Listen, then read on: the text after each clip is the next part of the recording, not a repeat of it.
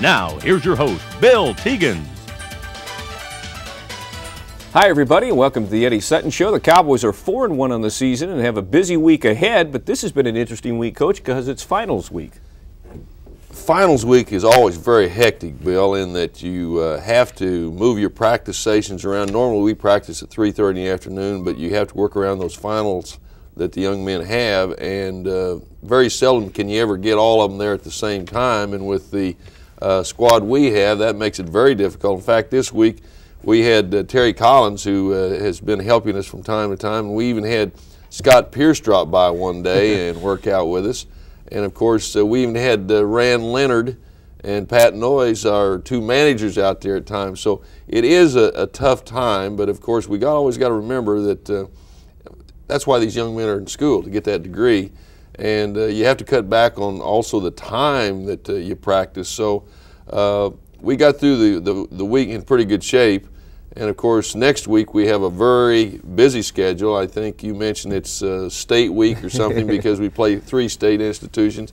We open on Monday night with Michigan State, Wednesday night with Jackson State, and then Saturday afternoon with Arkansas State. And I might point out to people that might be listening, you know, our arena is sold out for the season, but because our student body is going home after they finish their finals, there are tickets available for all 3 of those games. So a lot of the people here in our state that don't get a chance to see the Cowboys play, if they'll call our ticket office, there are tickets available. You talk about being short-handed, and then on top of that, some injuries that come into play. Keontae Roberts missed the SMU game. What's his status now? We hope that Keontae can play some on Monday evening. He hasn't practiced this week. He's been getting treatment on that ankle, and I guess the training staff feels that maybe it was a little more serious than what we had first thought.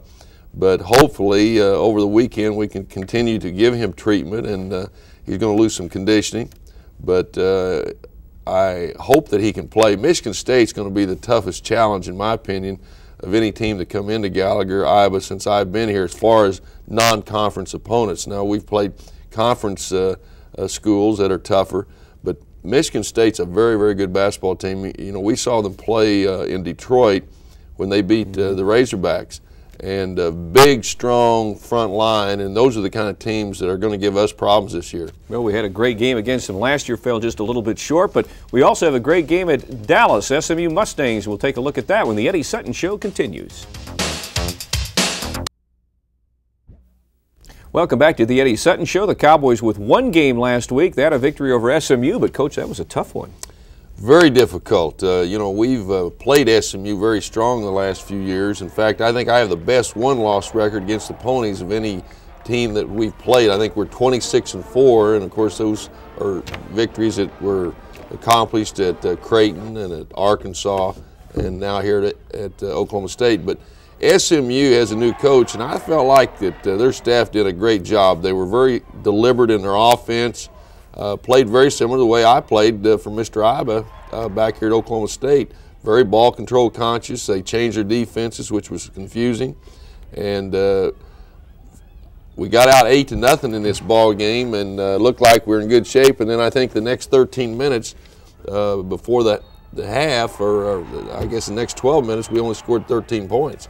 They just really, as you said, were patient. They soaked the clock for the shot clock for every second they could get. Well, we're going to meet another team like that on December 30th over in Mabee Center, the Temple Owls. Earlier this week, they defeated the #2 team in the country, Villanova, and they have a lot better players than SMU does, so that'll be a tough game. But when somebody plays that way, they force you to also be a little more concerned with the ball and maybe handle the ball a little longer than you normally would. We never could get our transition game going in this ball game. I don't think we got but a couple of baskets. There's Andre Owens hitting a field goal. He had tied his career high with 18 points and really hit some big free throws down the stretch. One of the things that came out of this game, we've struggled so far this year in free throw shooting, but in the last half and in the overtime period, we were 10 out of 11, and we wouldn't have won this basketball game had we not converted the free pitches. Andre, I thought, played one of his best games of the young season. I don't think Andre, up to this point, has played as well as we saw him play late in the year a season ago, But in this particular game, I thought he played well. Maurice Robinson continued to score well. I think he had 25 points the week before against the University of Texas at Arlington. In this game, he had 18.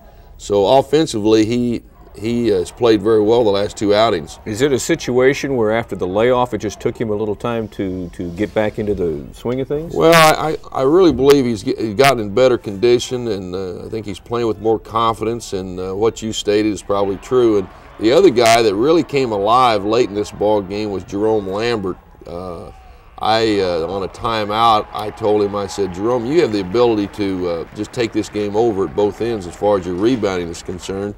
And he certainly did that. He had 11 rebounds, 19 points, so he had a double-double, and it was his best outing of the year. You mentioned talking to them at the timeout. At halftime, you're down by 7, have just 21 points, and here we go into the second half. Well, they came out and tried to run a trick defense there and double up on the ball, and Andre stepped through the trap, made a great pass to Lambert, and he dunked it. How's the knee for Jerome? You mentioned the fact earlier that he's going to have to play with pain. Is it still pretty painful for him? Well, I think it's painful, but I think he's learning to live with that pain, and that's a good sign. That was Marlon Dorsey hitting a tray out of the corner. Marlon had 5 points in this ball game and hit a couple of big baskets. Peterson and Scare, 2 guys that had been carrying us offensively, had under par games. Jason didn't even score. I think he had 23 relatives there, including his mother, and he just didn't ever get untracked. And Adrian Peterson only had 1 field goal, but it was a big one in overtime. He hit a 3-pointer that was really big. Yeah, Jason even fouled out with about 3.5 minutes left in the game. There's Robinson with a nice power move to the basket.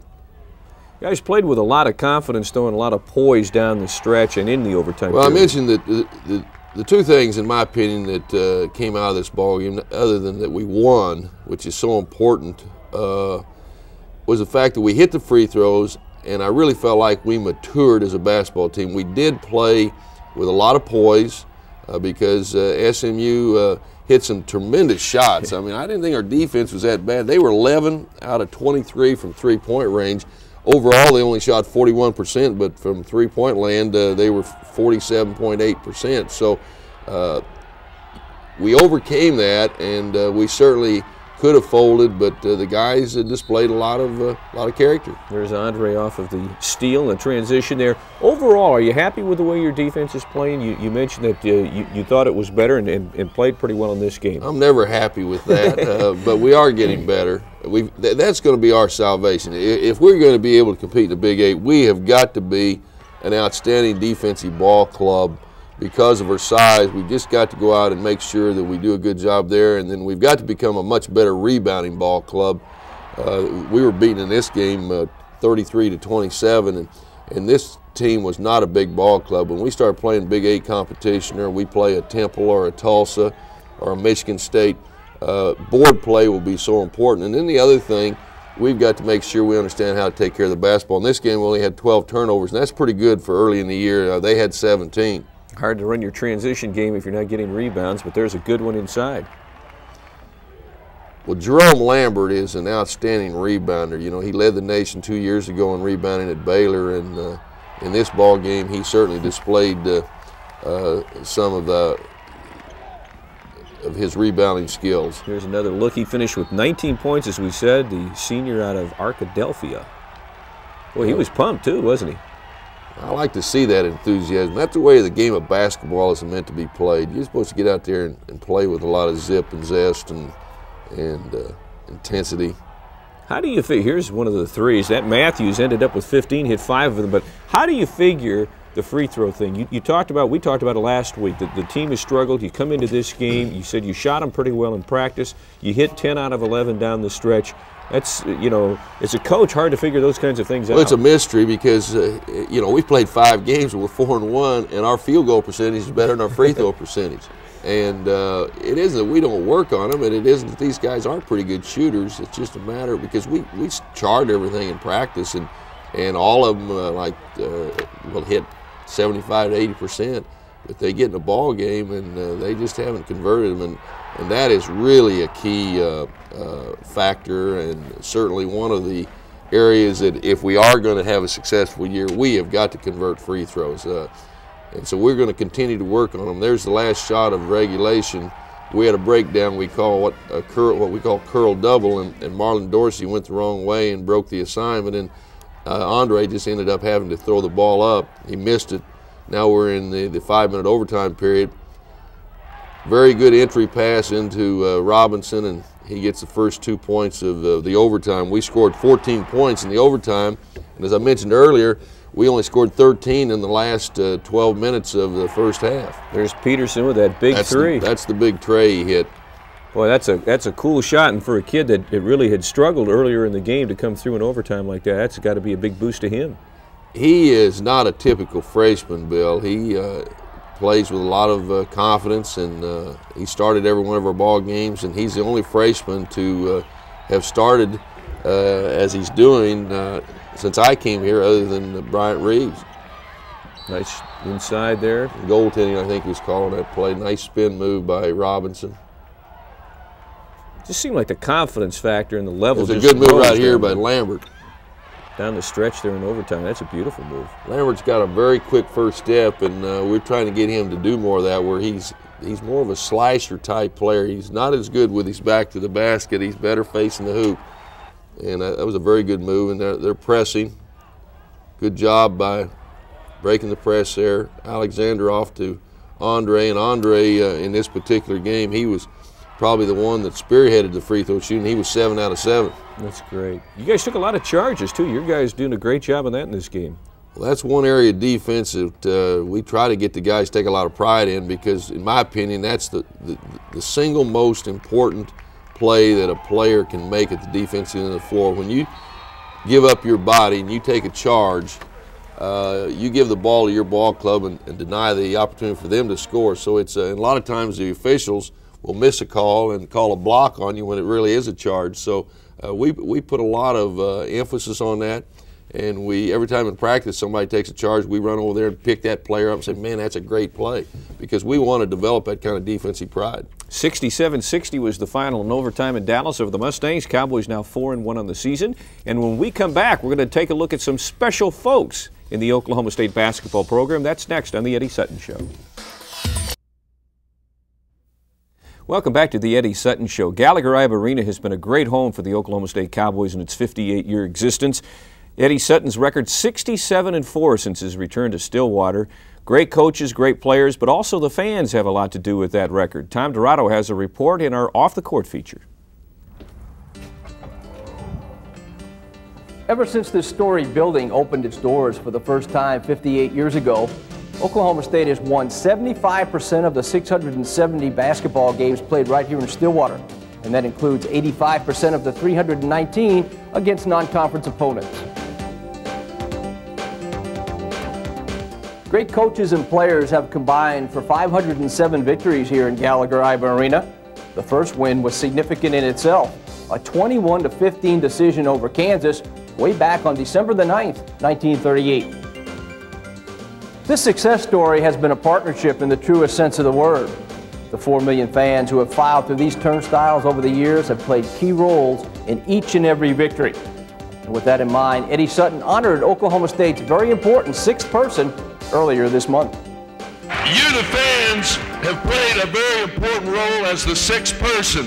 You know, I've coached at some great schools, they have great fans, but they're none better than Oklahoma State fans. Athletic Director Terry Don Phillips has this jersey. It says 6, and that is in recognition of all of our great fans. You are the sixth person.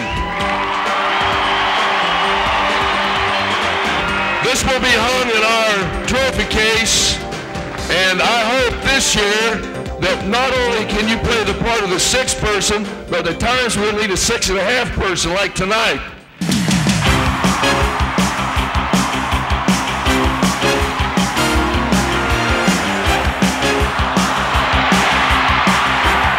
Well, this is what this place is right now. You get the sixth man. What Eddie Sutton did at halftime, he presented the sixth man, the student body, the crowd here in Stillwater, their game jersey, which that number is now retired.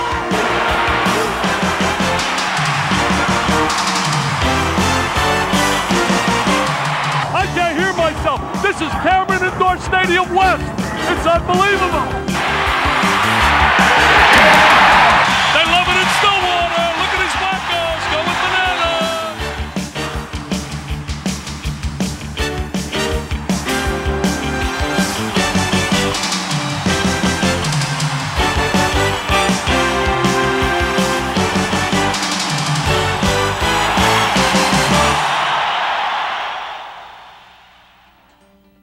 Heading into Monday night's game against Michigan State, OSU has won 21 straight at home overall, 57 in a row over non-conference opponents. The Cowboys are 93-8 in their last 101 games in Gallagher-Iba Arena and have posted an incredible 67-4 mark since Eddie Sutton returned to his alma mater. Recently, Sports Illustrated ranked Gallagher-Iba Arena the nation's second most difficult place for an opponent to play, yet another tribute to OSU's sixth person. Gallagher-Iba Arena, 58 years young and still one of college basketball's legendary showplaces.